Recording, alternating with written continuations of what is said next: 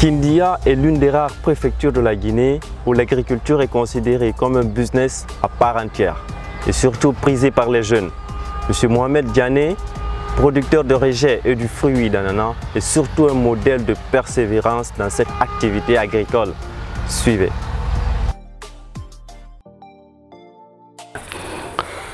L'agriculture est rentable, mais ça n'a pas de caméléon. On ne peut pas initier directement dans l'agriculture, penser à faire de gros montants dans l'immédiat. L'agriculture, c'est une activité à long terme et non à court terme. Elle est très différente du commerce.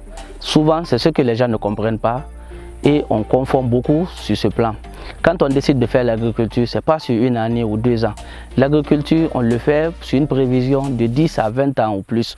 Au fur et à mesure que les années passent, on acquiert l'expérience et la rentabilité augmente.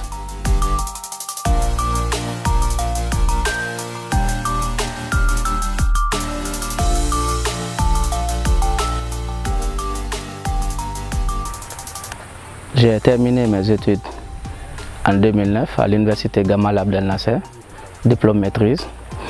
Je viens de débuter les activités d'entrepreneuriat agricole à Kindia à partir de 2020. Je suis multiplicateur et producteur de rejets. Voici ma superficie qui est juste là. J'ai 5 employés directs et 4 employés indirects. Ça c'est pour les travaux journaliers et autres, mais j'ai 5 employés directs. J'ai 1 hectare de superficie en pépinière.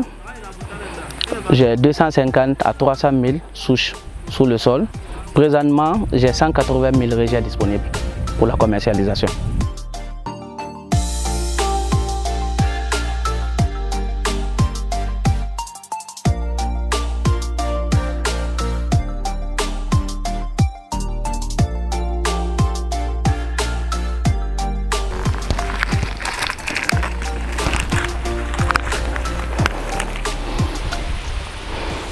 J'enlève ce petit plan pour vous donner quelques explications par rapport à l'efficacité de ces rejets. L'avantage avec ces rejets, elles présentent beaucoup de racines. Ces racines contribuent rapidement au développement des plants parce que c'est à travers ces racines que la plante se nourrit. Si une plante qui a plus de racines, c'est que la plante a plus de chances d'obtenir son alimentation. Du coup, quand vous la plantez, à moins de 10 jours, vous pouvez déjà commencer les fertilisations parce que le système racinal est déjà développé. Le coût des rejets est à 500 francs, de 1 pied à 10 000. Au-delà de 10 000, j'ai jugé nécessaire de descendre le prix à 450 francs.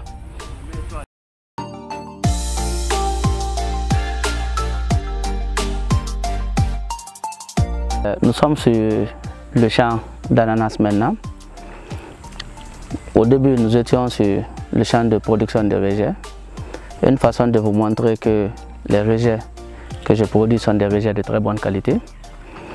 Voici les exemples. Tous ces rejets viennent du champ de multiplication. Ici, nous avons 115 000 pieds d'ananas.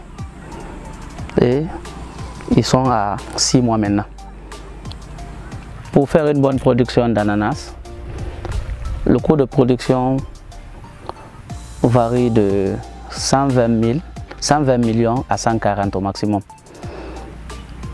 Par exemple, le coût des rejets, les coûts les plus grands sont le coût des rejets, des intrants et la main-d'œuvre. Mais l'aspect encore le plus important, c'est la mise en valeur des terrains. Parce qu'en général, on rencontre des sites qui sont vraiment très difficiles pour faire la mise en valeur. Si on venait trouver des terrains là où la mise en valeur était faite, le coût d'exploitation encore sera un peu plus bas. Le conseil que je peux donner à tout un chacun qui voudrait faire de l'agriculture, surtout de l'ananas, je demanderai à la personne de faire des études de terrain au préalable, de s'informer, de venir s'acquérir des réalités et avant de se lancer dedans. Parce qu'on nous dit toujours que faire l'agriculture c'est facile, la terre ne ment pas, mais la terre ne ment pas à une condition. Quand on plante, on doit obligatoirement s'implanter sur le lieu.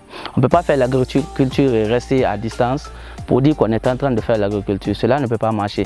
Quand on décide de faire l'agriculture, on doit venir auprès de son champ pour s'acquérir des réalités qui se passent à tout moment. Parce que souvent nous sommes victimes des feux de brousse ici, un peu partout. Le nettoyage du champ n'est pas fait. Pour éviter tout cela, je préférerais dire aux jeunes entrepreneurs, pour lutter contre ce fléau, venez directement rester auprès de vos champs, désherber et en un mot, rester sur place. Quand on investit, on reste à côté de son investissement.